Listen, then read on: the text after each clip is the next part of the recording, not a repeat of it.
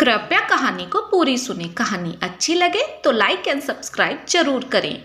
सारा दिन की थकी हारी रजनी जैसे ही घर पहुंची, सासू माँ टीवी पर सीरियल क्योंकि सास भी कभी बहू थी देख रही थी। रजनी ने सासू माँ के पैर छुए और सीधे अपने बेडरूम में चली गई फ्रेश होकर चाय बनाने के लिए।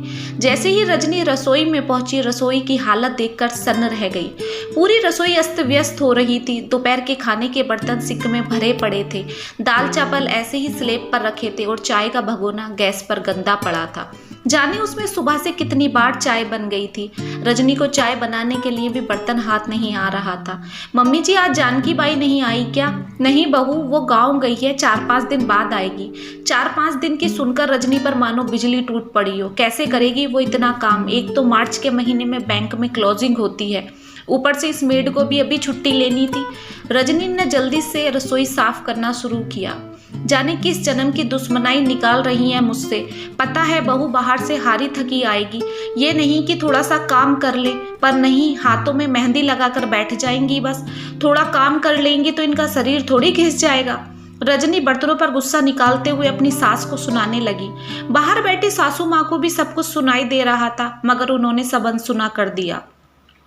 रसोई का काम निपटाकर रजनी कमरे में आराम करने लेट गई। तभी रजनी की आंख लगी ही थी, बाहर से सासू माँ की आवाज आई, बहू आज खाना जल्दी बना ले, तेरे पापा को दवाई खानी है। मन तो करता है इस बुढ़िया को गोली मार दूं। रजनी पैर पटकाते हुए रसोई की तरफ चल पड़ी। रात का खाना हो जाने के बाद रजनी ने अपनी मम्मी को कॉल लगा दी और सासू माँ की जी भरकर बुराई करने के बाद रजनी को कुछ हल्का महसूस हो रहा था। रात को रजनी ने अपने पति सौरभ से सासू माँ की शिकायत लगा दी। मम्मी से बोल देना थोड़ा बहुत काम कर लिया करें, मैं घर और बाहर दोनों नहीं संभाल पाऊंगी। अगले दिन सौरभ ने मम्मी से बोल दिया, आप भी थोड़ा काम कर लिया करो, वो बेचारी सारा दिन बैंक में थक जाती है, आकर आपका भी काम करती है तो वो भी इंसान ही ना, थोड़ी मशीन थोड़ी है। देख सौरभ, मैंने नौकरी करने से पहले ही बोल दिया था, नौकरी करे तो अपने बूते पर करे। मेरे बस की ना है जो बहू को रोटियां बनाकर खिलाऊं।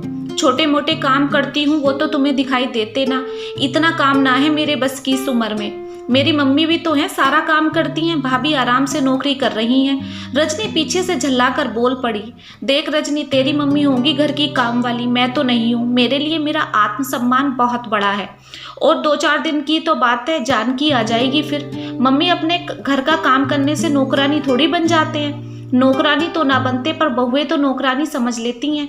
कहकर रजनी की सास कमरे में चली गई।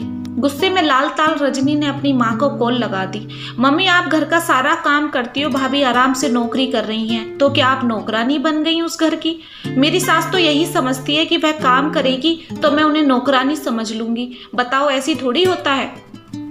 ऐसा ही होता है बेटा, तेरी भाभी को अपनी बेटी समझकर कभी कुछ नहीं करने दिया, बिस्तर पर चाय दी, कभी सोती हुई नहीं जगाई मैंने, और वो इतना सर पर बैठ गई कि एक गिलास पानी के लिए भी मुझे आवाज लगाती है। सब्जी में जरा नमक तेज हो जाए तो चिल्ला कर पड़ती है, और नाश्ते में सुबह में देर हो जाए तो गुस्से में बिना खाए चली जाती है।